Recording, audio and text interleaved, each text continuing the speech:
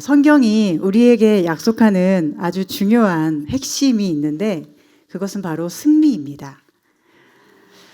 예수님이 모든 죽음의 권세와 싸워서 승리하셨고 그 승리는 예수님을 믿는 우리 모두의 것이라는 것이 성경의 약속이고 우리 하나님 아버지의 약속이죠. 그런데 우리는 세상을 살아가다 보면 이 승리에 대해서 의심할 수밖에 없는 상황에 처하곤 합니다.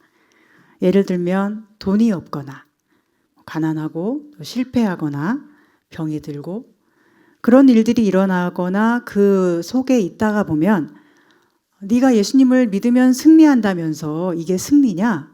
라고 우리를 비웃는 일들이 많을 것이고 그런 사람들을 만날 것이고 그런 경험을 할 것입니다. 오늘 말씀의 기드온도 그랬습니다. 지금 기드온은 하나님이 허락하신 300명과 함께 미디안 연합군과 전쟁을 치르고 있는 중이에요.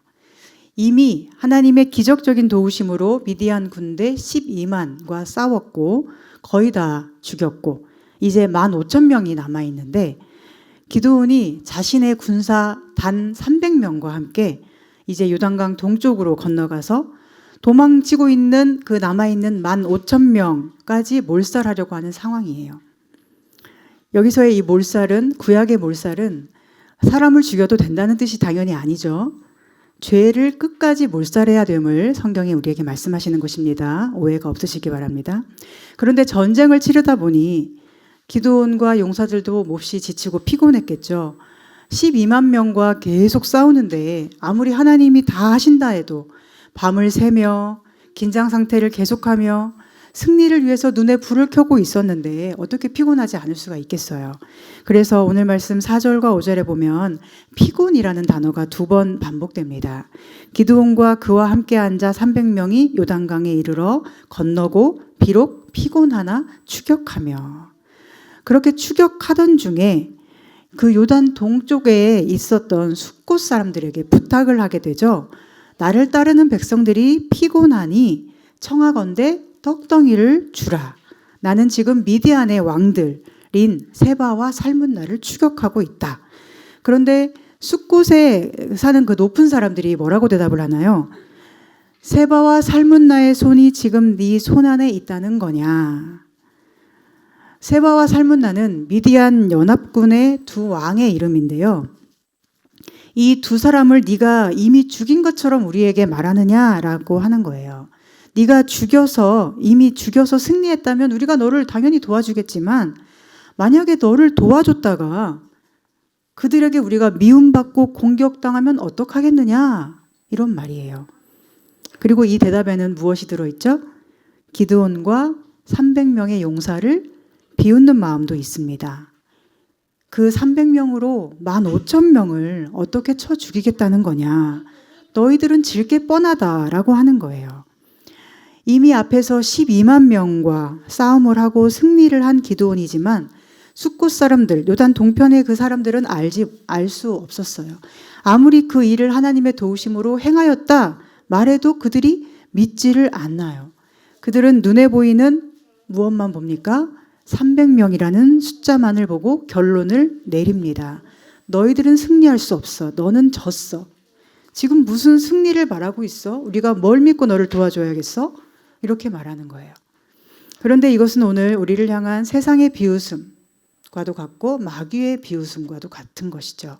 이러한 비웃음 앞에 우리는 매일 서게 됩니다. 예수 믿으면 좀 돈도 많이 벌고 삶도 여유로워지고 하는 일마다 잘 되고 병도 안 들고 그래야지. 예수 믿는다면서 너는 왜 어렵고 힘든 삶을 살아가는 거냐? 너 승리했다면서 승리가 그런 거냐? 라고 우리에게 질문하며 비웃는 세상의 사람들과 가르침들이 참 많죠. 그런데 더 심각한 문제는 뭡니까? 그리스도인들 서로에게서도 그런 비웃음이 밑바탕에 깔려 있는 경우도 많이 있다는 거예요. 돈이 많고 안정된 삶을 사는 사람을 보면 하나님의 복을 받아서라고 잘 믿어서라고 생각하고 그 반대의 삶을 보면 죄를 지어서 혹은 저주를 받아서라고 속으로 단정을 짓고 사람을 바라보는 거예요. 즉 기준이 무엇입니까? 돈과 성공이 승리의 기준이 되어버렸다는 것입니다. 그런데 이것은 세상에 믿지 않는 사람들에게서 받는 비웃음보다도 훨씬 크고 심각한 상처를 우리에게 안겨주죠. 오늘 기드온이 부탁한 숫곳 사람들은 누구일까요? 그들은 이방인이 아니고요, 동족이에요. 요단 동편 갓지파에 속한 사람들로 알려져 있습니다. 그러니 기드온이 지금 이방인인 미디안 족속을 물리치려고 싸우면 같은 민족 이스라엘으로서 서로 돕는 게 마땅하죠. 미디안은 이방인이고 기드온과 300용사는 자기들 편이니까요. 그리고 기드온도 왜 부탁을 했겠어요? 숫곳 사람들이 우리 편일 거다. 그렇게 생각하고 부탁을 하지 않았겠습니까? 그런데 숫곳 사람들은 기드온의 편에 서지 않죠. 단지 이해관계를 따집니다. 누가 승리할 것인가를 계산합니다. 그리고는 기드온은 절대 승리하지 못할 거라고 판단하여 도와주지 않습니다. 그때 기드온이 어떻게 하죠? 기드온이 한 행동에서 우리는 세상의 비웃음과 또 같은 편인 줄 알았다고 믿었던 그 사람의 비웃음에, 믿는다고 하는 사람의 비웃음에 대해서 어떻게 대처해야 할지를 생각할 수 있어요. 세바와 살문나의 손이 지금 네 손 안에 있다는 거냐? 이렇게 비웃을 때 우리는 기드온처럼 대답을 해야 합니다. 7절에 보면 기드온이 이르되 그러면 여호와께서 세바와 살문나를 내 손에 넘겨주신 후에 내가 들가시와 찔레로 너희 살을 찢으리라 하고. 어떻게 대답을 한 거죠? 세바와 살문나의 손이 지금 네 손 안에 있다는 거냐? 그 질문 앞에 그래, 세바와 살문나의 손이 지금 내 손 안에 있다는 거다. 이렇게 대답을 하는 거예요. 8절과 9절에는 또 다른 장소인 브누엘 사람들에게도 같은 대접을 받는 장면이 나옵니다. 그들도 동족이었는데 똑같이 우리가 피곤하니 먹을 것을 좀 달라고 요청을 하죠. 그러자 그곳 사람들도 숫곳 사람처럼 똑같이 비웃으면서 대답합니다. 세바와 살문나의 손이 지금 네 손 안에 있다는 거냐? 우리가 너를 뭘 믿고 도와줘야 되냐? 너는 질 게 뻔한데 그 300명으로 대체 뭘 한다는 거냐? 그때 기드온이 똑같이 대답을 합니다. 9절에 기드온이 또 브누엘 사람들에게 말하여 이르되 내가 평안히 돌아올 때에 이 망대를 헐리라. 세바와 살문나의 손이 네 손 안에 있다는 거냐? 내 손 안에 있다는 거다. 내가 반드시 승리할 것이고 돌아온 후에는 너희를 다 멸하겠다. 이렇게 말합니다. 기드온의 이 대답을 보면서 오늘 세상의 비웃음 앞에 우리 태도를 생각하게 됩니다. 삶이 어렵고 고단하고 실패가 계속되고 문제가 풀리지 않고 그래서 마음이 지치고 피곤하고 낙심이 될 때에 우리는 기드온처럼 대답하기가 무척 어렵다는 것을 경험적으로 알고 있습니다.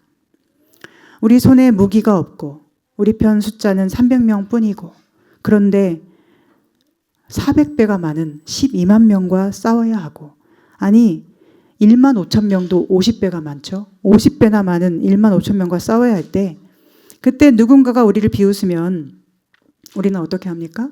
그 비웃음을 그대로 받아들이기가 매우 쉽죠. 그래, 내가 어떻게 승리하겠어? 이런 상황에서 어떻게 내가 승리라고 말할 수 있겠어? 이렇게 생각하는 거예요. 왜요? 승리한다고 말해놨는데 돈을 못 벌거나 승리한다고 말해놨는데 병이 안 낫거나 승리한다고 말해놨는데 내 자식이 잘 되지 않거나 그러면 우리가 어떻게 되는 거예요?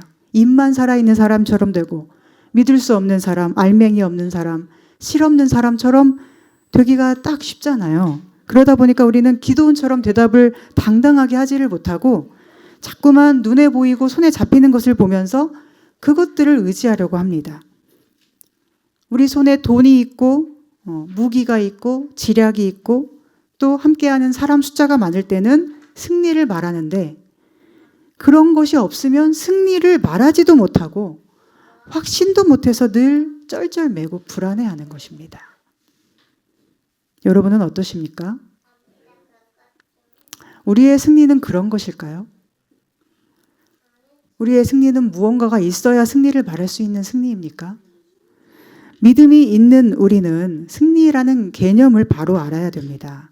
우리 그리스도인들의 승리는 어떤 승리인가? 기드온이 지금 승리하여 돌아올 때 말한 그대로 다 이루는데요. 숫곳 사람들도 다 쳐 죽이고 브누엘 사람들도 다 쳐 죽입니다. 그렇다면 우리가 오늘 승리한다라는 것은 우리가 우리를 비웃는 사람보다 돈을 훨씬 많이 벌고 성공함으로써 그들에게 당장에 복수하는 것일까요? 그들보다 더 많이 성공하고 부자 되는 것이 우리의 승리입니까? 그래야만 승리를 말할 수 있다면 세상에서 고난받는 그리스도인들은 어떻게 설명을 할 것이며 심지어 순교자들은 어떻게 설명할 수 있겠습니까?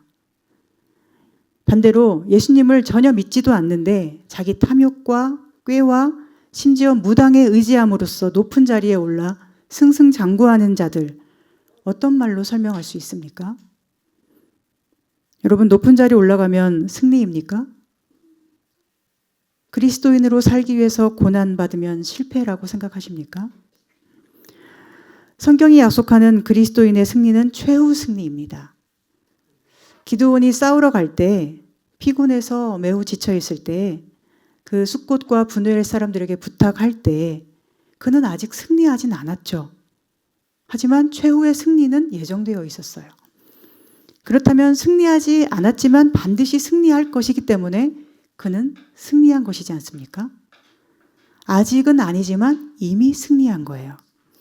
오늘 기드온을 비웃는 사람들의 질문 속에서 우리가 기억해야 할 중요한 단어가 있는데 바로 지금이에요. 세바와 살문나의 손이 지금 네 손 안에 있다는 거냐? 즉 네가 이미 이겼냐? 라는 것이에요. 우리가 보기에는 네가 그들을 이기지 못했는데? 라는 것이에요. 그런데 기드온은 그래, 나는 지금 이미 그들을 이겼다. 그리고 그 이김을 너희에게 돌아와서 보여줄 것이다 라고 말합니다. 눈으로 볼 때는 아직 이기지 않은 싸움인데 기드온은 이미 이긴 싸움이라고 확신하고 나아가는 거예요. 그리고 그 확신대로 승리하죠. 그리고 돌아와서 모든 비웃음을 갚아줍니다. 예수님을 믿는 우리는 바로 이 지금의 상태를 지나가고 있는 중입니다.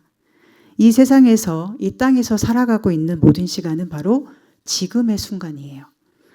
세바와 살문나의 손이 지금 내 손에 있지 않지만 곧 내 손에 있을 것이다 라고 믿으면서 이미 승리를 우리에게 주신 예수님의 승리를 믿고 확신하며 사는 것이 오늘 주어진 우리의 삶이 되어야 합니다. 지금 비록 지치고 힘들고 피곤하고 낙심이 될 수밖에 없는 상황에 놓여 있더라도 우리는 지금 우리와 함께 하시며 지금 이미 우리에게 승리를 약속하시고 또 반드시 최후 승리를 주실 예수님의 승리를 믿고 나아가야 하는 것이죠. 어제는 3.1절 106주년이었습니다. 1919년 김인년 3월 1일 온 국민이 태극기를 들고 우리나라가 자주 독립국가임을 온 세계에 선언한 날이죠. 그러나 이 일로 인해서 많은 사람이 붙잡히고 고문당하고 죽임을 당했습니다. 그리고 그 후로도 일제강점기는 계속되었을 뿐 아니라 일제 통치는 더 악랄해지고 지독해져서 1945년 독립이 될 때까지 26년이라는 시간은 아마도 조선인들에게는 마치 지옥과 같은 시간이 아니었을까 생각됩니다. 절대로 끝날 것 같지 않은 고통과 울분과 치욕 그리고 절망의 시간이 내내 흐르고 있었어요. 그러나 절대로 오지 않을 것 같은 독립이 찾아왔을 때 1919년에 대한독립 만세를 외쳤던 수많은 사람들의 외침이 결국 결실을 맺었고 그들은 승리했습니다. 독립만세를 외치다가 그때 붙잡혀서 고문당하고 죽었든지 아니면 가까스로 살아남아 독립된 나라를 늦게나마 보았든지 그 모든 사람은 함께 독립을 향해 달렸던 한 편이었기 때문에 독립은 그 모두에게 기쁨과 승리가 되었을 거예요.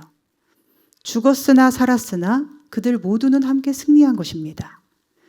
윤동주 시인이 독립 직전에 죽었잖아요. 그러면 그는 독립을 못 보고 죽었으니 실패한 것입니까? 아니면 독립을 위해 살았으니 승리한 것입니까? 유관순 누나가 10대의 어린 나이에 형무소에서 극심한 고문과 고초를 겪다가 정말 비참하게 죽었는데 그는 독립운동하다가 죽었으니 실패한 것입니까? 아니면 승리한 것입니까? 안중근 의사가 3.1운동을 하기도 훨씬 전에 독립운동하다가 죽었는데 그는 죽었으니 실패한 것입니까? 아니면 승리한 것입니까? 1945년에 독립이 되는 동시에 아직 승리를 보지 못한 윤동주 시인도, 유관순 누나도, 안중근 의사도, 그 외에 수많은 독립운동을 지지하고 응원하고 한편이 된 모든 사람도 이미 그때 다 함께 승리한 거예요. 이 승리의 개념은 우리 그리스도인들에게도 동일하게 적용됩니다.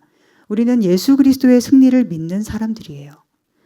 예수님이 이미 마귀의 모든 권세와 싸워 승리하셨습니다. 예수님이 승리하셨기 때문에 예수님의 편에 서 있는 나도 승리한다는 것을 우리는 믿는 사람들입니다. 그리고 그 승리는 우리가 죽어서 천국에 갈 때 최종적으로 드러날 것입니다. 그러나 지금 이 땅에 사는 동안에도 우리는 승리를 확신할 수 있는데, 그것은 내가 어떤 상황에도 예수님의 편에 서 있다면, 예수님의 뜻대로 살고 있다면, 예수님 편에 서기 위해서 고난받는 그 모든 순간이 또한 나의 승리의 순간임을 우리는 확신해야 할 것입니다. 결국은 누구 편이었느냐가 가장 중요합니다. 오늘 내가 고난을 받든 아니면 평탄하게 살고 있든, 내가 가난하든 부유하든, 내가 어떤 경우에도 예수님 편에 서 있기를 원한다면 우리는 승리의 사람이에요. 그러나 고난을 받든 평안히 살든 가난하든 부유하든 예수님 편에 서는 것보다는 나의 평안과 부유함이 더 중요하다라고 생각한다면 우리는 승리의 사람이라고 할 수 없습니다. 돈을 아무리 많이 벌어도 예수님이 없이는 승리가 아니고, 아무리 가난해도 예수님이 계시면 실패가 아닙니다. 중요한 것은 승리이신 예수님 편에 내가 있느냐, 이 문제이지 지금 고난을 겪고 있느냐는 승패의 기준이 될 수 없는 것입니다. 오히려 최후 승리에 이르기까지의 과정은 늘 기드온이 지나가던 그 지금과 같이 힘들 수 있고 피곤하고 지칠 수 있음을 우리는 인정해야 합니다. 그래야 지친다고 해서 실패한 것이 아님을 알 수 있고, 안 지치고 여유롭다고 해서 승리가 아니라는 것을 알 수 있고, 진정한 승리를 기다리며 함께 나아갈 수 있기 때문이에요. 얼마 전까지 헌법재판소에서 탄핵 심판에 대한 재판과 변론이 이어졌습니다. 저는 그 재판 과정을 보면서 한 가지를 생각하게 되었는데, 그것은 누구 편에 섰느냐가 가장 중요하다는 거예요. 계엄을 논의하고 계엄을 선포하고 계엄을 명령할 때 어떤 군인은 그 명령에 항명하면 죽음인 줄을 알면서도 복종하지 않았죠.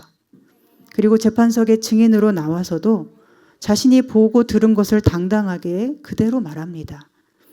만약 그들이 대통령의 계엄 선포에 항명했는데 만약에 계엄이 성공해서 지금 계엄 상태라면 어떨까요? 그들은 다 군법에 따라 항명했으니 사형을 당하겠죠. 그런데 계엄이 실패로 돌아가고 계엄을 선포한 대통령이 피청구인이 되어서 탄핵 심판의 대상이 되어 앉아 있으니 대통령의 명령에 항명한 군인은 죄인인 것이 아니라 오히려 살아있는 증인이 되었고, 그들 덕분에 계엄이 되지 않아서 얼마나 다행인지 모른다며 국민들이 가슴을 쓸어내리고 있지 않습니까? 반대로 대통령과 한편이 되어서 계엄을 모의하고 자기들 세상처럼 모든 것을 뒤바꾸려고 했던 사람들은 함께 죄인이 되고 역사의 심판을 받을 것입니다. 오늘 우리가 믿는 최후 승리는 무엇입니까? 하나님께서 모든 것을 심판하시고 통치하신다는 것입니다. 아무리 숨기려고 해도, 아무리 속이려고 해도 하나님은 모든 것을 아시고 절대로 속지 않으시는 분입니다. 그 최후 심판의 날에 누가 승리자가 되는가? 하나님의 편에 선 사람들, 예수 그리스도의 편에 서기 위해서 고난도 죽음까지도 감당하려고 했던 사람들을 하나님이 아십니다. 네가 그렇게 고난 속에 살면서도 승리가 지금 네 손안에 있다는 거냐? 이런 비웃음 앞에서 그래, 난 이미 승리했다, 이렇게 당당히 말할 수 있는 사람들을 주님이 아신다는 것입니다. 그러나 그런 우리를 비웃는 사람은 어떻게 될까요? 기드온이 최후 승리를 확신하지만 피곤하고 지친 지금의 상태를 지나가고 있을 때 기드온의 편에 서지 않은 숫곳과 브누엘 사람들을 보세요. 그들은 기드온의 편에 서지 않았기 때문에 심판을 받습니다. 지금 지쳐있고 지금 약해 보인다고 해서 기드온과 300 용사를 비웃었기 때문에, 하나님의 용사들을 비웃었기 때문에 그들은 하나님의 편이 아닌 대적자의 편에 선 것이 되고 그 악한 행위 그대로 심판을 받게 됩니다. 이것은 나중에 우리가 하나님의 심판대 앞에 설 때를 생각하게 하는데, 우리가 하나님 앞에 서야 할 때 어떤 일이 벌어질까요? 우리가 이 땅에서 예수님의 편에 서기 위하여 매우 고단하고 지쳐있는 상태를 지나가야 할 때 그 모습을 보고 비웃고 조롱했던 사람들은 예수님을 믿는 사람이라고 할 수 있을까요? 그렇지 않다는 것을 숫곳과 브누엘 사람들이 받은 심판을 보며 우리는 알 수 있지 않습니까? 최후 승리와 최후 심판의 시기가 왔을 때 과연 하나님께서 너는 내 편이었다 라고 인정해 주실 사람은 누구이겠습니까? 예수님을 믿는다고 하면서도 우리는 눈에 보이는 것에 약합니다. 그래서 숫곳과 브누엘 사람들처럼 하기가 매우 쉽습니다.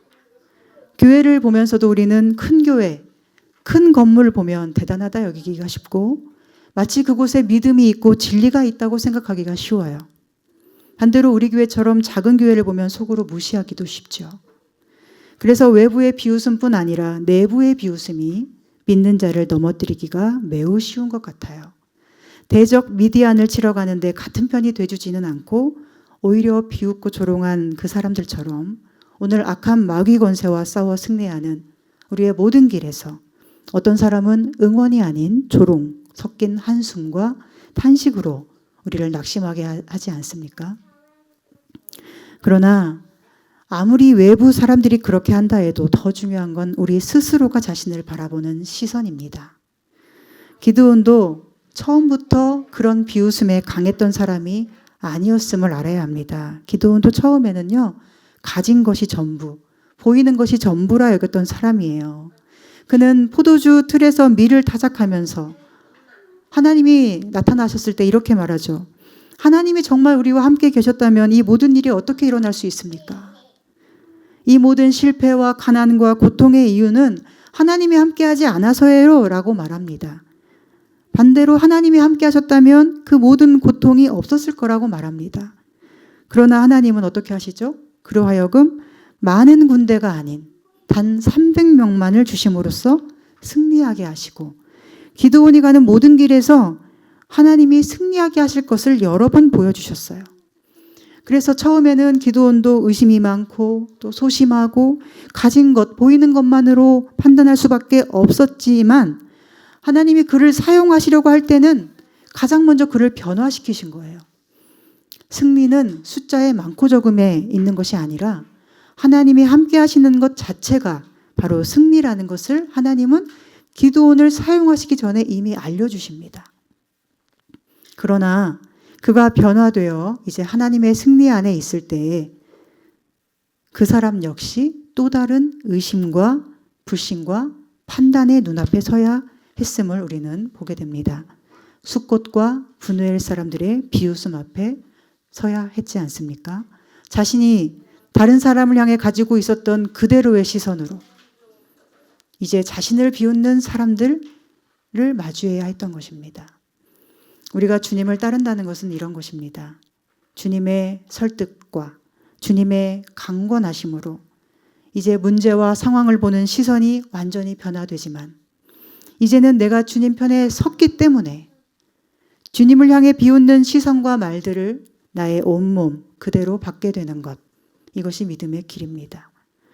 우리가 십자가의 주님을 이해하지 못하고 조롱할 때 우리는 예수님의 반대편에 서서 십자가를 조롱하면 그만이었을 거예요. 조롱을 하면 조롱을 받지 않게 됩니다. 그러나 예수님의 십자가의 사랑을 내 것으로 받아들이고 나도 그 십자가의 길을 따라 완전한 구원을 향해 나아가려고 방향을 정하게 되면 그때부터 나는 예수님의 십자가 편에 서는 것이 되기 때문에 이제 십자가를 향해 손가락질하던 모든 비웃음의 화살은 나를 향하게 됩니다. 예수님을 비웃는 자들이 나를 비웃게 되고 예수님을 조롱하는 자들이 교회인 나를 조롱하게 됩니다. 그런데도 예수님 편에 설 수 있는 것, 이것이 믿음이에요. 조롱받고 비난받는데도 끝까지 예수님 편에 서기를 원하는 것이 우리의 믿음입니다. 그리고 이것이 승리입니다. 어떤 상황에서도 어떤 고난을 받더라도 끝까지 예수님 편에 서는 것이 우리의 진짜 승리입니다. 그런데 자꾸만 우리는 어떻게 생각합니까? 돈이 많고 성공하면 승리한 사람, 돈이 없고 실패하면 실패한 사람, 자꾸 이런 식으로 생각을 해요. 예를 들어 볼까요? 우리 교회가 승리하는 것은 무엇입니까? 돈이 많아지고 건물이 커지고 성공하면 승리입니까? 아니면 적은 숫자일지라도 한 명 한 명이 진심으로 하나님을 의지하고 천국 소망으로 늘 충만하게 살아가고 전심으로 매주 하나님 앞에 예배를 드리고 또 언제 죽어도 하나님 품에 내가 거할 테니 매 순간 평안을 누리는 그것이 진짜 승리입니까? 우리 교회 성도 숫자가 많아지면 승리이고 만약 그대로이면 실패일까요? 목사인 저를 보실 때에도 저는 실패한 사람으로 보이십니까? 성공한 사람으로 보이십니까? 제가 지금 돈이 없고 인기도 없으니 실패한 사람으로 보이신다면 여러분의 시선은 매우 잘못되어 있다고 생각하셔야 됩니다. 그러나 제가 돈이 없고 인기도 없지만 진리를 붙들고 예수님을 따르기 위해서 애쓰는 것만으로 승리한 것처럼 보이신다면 여러분의 시선은 매우 잘 되어 있는 것이라고 보셔도 됩니다. 즉 우리의 속물근성이 완전히 바뀌어야 된다는 거예요. 속물근성이 뭐예요? 돈이나 명예나 눈앞의 이익에만 관심을 가지는 태도. 이것을 완전히 변화시켜야 됩니다. 그리고 믿는 우리의 목적은 돈과 성공이 아니라 하나님이 되셔야 돼요. 우리의 목적은 성공과 명예가 아니라 언제나 예수님 편에 서는 것이 되어야 합니다. 믿음이라는 것은 예수님과 함께하기 위해서 내 모든 것까지도 버릴 수 있는 태도를 우리에게 요구합니다. 예수님과 함께함으로써 내가 돈도 벌고 성공하고 쾌락을 누리고 이게 아니라 예수님과 함께하기 위해서라면 돈과 성공과 쾌락까지도 다 버릴 수 있는 것이 우리 믿음이라는 거예요. 그리고 예수님은 내가 세상에서 성공을 못했기 때문에 예수님이라도 가져야 되는 그런 분이 아니에요. 또 반대로 예수님은 내가 세상에서 좀 여유롭게 살게 되었으니 이제 천국도 좀 준비해야 되니까 종교 생활도 좀 해보고 조금씩 알아볼까 하는 그런 차원의 분이 아니라는 것입니다. 예수님은 우리 모두에게 가장 필요한 분이시고 가난한 자에게든 부자에게든 꼭 필요한 분이시죠. 부자는 예수님을 만나기 위해서라면 어떻게 해야 돼요? 그 모든 부와 재물을 다 버릴 용기가 있어야 하고요. 또 가난한 사람은 많은 결핍이 있겠지만 그 어떤 결핍보다도 예수님을 향한 사랑의 결핍이 가장 크게 느껴져야 돼요. 그게 진짜 믿음이에요. 그래서 어쩌면 부자가 예수님을 믿는 것이 가난한 사람보다 훨씬 어려울 것 같다는 생각이 듭니다. 가난한 사람은 내 모든 결핍이 있으나 그 모든 결핍보다 예수님을 향한 사랑의 결핍을 더 크게 느끼도록 내 마음의 방향을 주님께로 정하면 그래도 되는데 물론 그것도 너무 어려운 일이죠. 그런데 부자는 어떻죠? 그동안 누려왔던 모든 편안하고 좋은 것들을 단 하나도 누리지 못할 것을 각오하고서라도 예수님을 따라야 되는 거예요. 부자 청년에게 요구하셨던 예수님 말씀을 생각해 보세요. 모든 것을 버리고 나를 따르라 하시지 않았습니까? 모든 것을 버릴 각오가 없이는 예수님을 따를 수가 없어요. 그런데 아무것도 버리지 않고 예수님을 덤으로 믿는다라고 생각을 자꾸 하니까 우리는 여전히 주님을 믿는다고 하면서도 속물근성에 계속 사로잡혀서 제대로 예수님을 믿고 따를 수가 없는 것이죠. 여러분 만약 집 팔고 땅 팔고 아무것도 없이 내게 오라 하시면 여러분 예수님 믿으시겠어요? 그럴 각오가 필요하다는 거예요. 저는 여러분이 그런 진짜 믿음으로 무장되시기를 소망합니다. 전도하실 때에도 이것을 분명히 아시고 하셨으면 좋겠어요. 돈이 없고 힘들고 가난한 사람이니까 예수라도 믿어야지 이게 아니고요. 또 반대로 너 지금 살만하니까 이제 예수도 좀 믿어봐야지 이게 아니고요. 어떻게 해야 돼요? 나에게는 예수님이 가장 소중해. 나는 예수님을 위해서는 모든 것을 버릴 수 있고 나에게 그렇게도 소중한 예수님이 너에게도 소중한 존재가 되면 좋겠어. 너와 나의 모든 결핍을 세상에서는 비록 채울 수 없겠지만 그 결핍을 사랑으로 채우실 분은 오직 예수님뿐이라고. 나에게는 목숨보다 돈보다 자식보다도 예수님이 더 소중하다고. 그래서 이 소중한 분을 너에게도 소개하고 싶은 거라고. 그럴 때 진심이 통할 거라고 믿습니다. 통하지 않더라도 하나님은 때가 되면 선택하신 자들을 다 부르실 것입니다. 중요한 것은 오늘 내가 하나님으로 충만한가? 오늘 내가 정말 예수님 편에 서 있는가? 이것이죠. 즉 나의 믿음이 중요한 거예요. 얼마 전에 배우 최강희 씨가 그 연예대상인가 거기서 신인상을 받으면서 수상 소감을 남겼는데 화제가 되었죠. 그 사람이 배우였는데도 설거지하고 알바, 설거지 알바, 청소 알바 뭐 이런 일을 하면서 내가 과연 나 혼자서 뭘 할 수 있는 사람인가 고민하던 그런 시간을 몇 년 가졌는데 이제 49세인가 50세일 텐데 이제 뒤늦게 배우가 아닌 예능인으로 신인상을 받게 된 거예요. 거기서 이렇게 말을 하더라고요. 어떤 일을 굉장히 열심히 하다가 주저앉아서 입술이 부르트도록 고민하고 계신 분이 얻을 수 있는 기회가 고작 그 자리에서 서는 것뿐일지라도 포기하지 않고 그 자리에 서 주셨으면 좋겠습니다. 오늘 우리가 가는 믿음의 길은 승리를 보장하지만 그러나 아프고 고된 길이라는 것을 우리는 기억해야 합니다.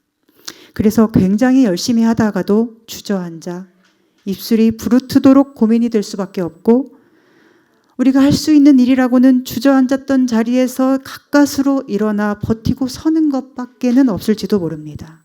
그러나 우리는 그때에도 포기하지 않고 기어이 일어서서 예수님 편에 서기를 소망합니다.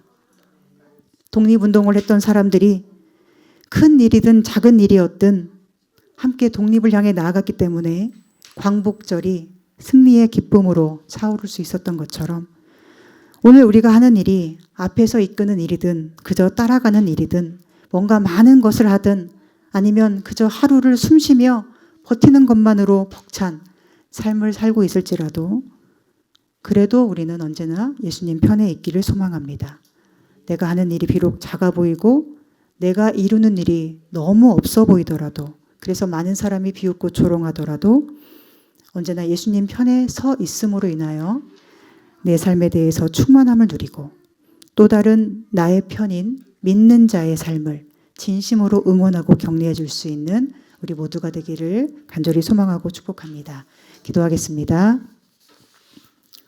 하나님 아버지, 믿는 자의 승리는 잠시뿐인 이 땅에 그치는 것이 아닌 최후의 승리와 영광임을 기억합니다. 주님 주신 말씀 붙들고 언제나 예수님 편에 서려고 할 때 세상은 우리를 비웃고 그 속에서 우리는 지칠 때가 많겠지만 주님이 함께 하시는 길이기 때문에 다시 굳건히 일어나 버티고 견디면서 진리이신 주님과 함께 승리하는 저희가 되게 하여 주시옵소서.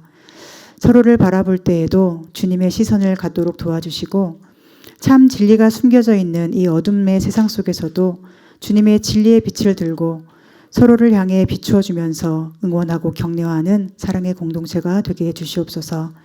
그래서 마지막 날에 주님께서 우리를 부르시는 그날에 서로를 바라보면서 참 잘했다고 수고했다고 함께 기뻐하며 찬송하는 저희들 되게 해 주시옵소서. 예수님의 이름으로 기도합니다. 아멘.